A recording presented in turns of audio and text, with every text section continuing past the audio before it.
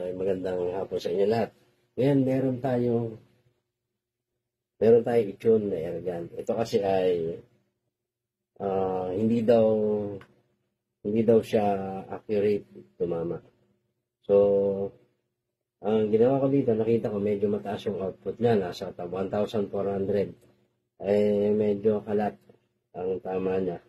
So, ngayon, ginawa ko, binaba ko siya, nasa 1,000 PSI na lang. Ayan, since escopeta naman to, at medyo manipis din yung tube, malakas naman yung kanyang hammer. So, ginawa ko, binaba ko yung output niya.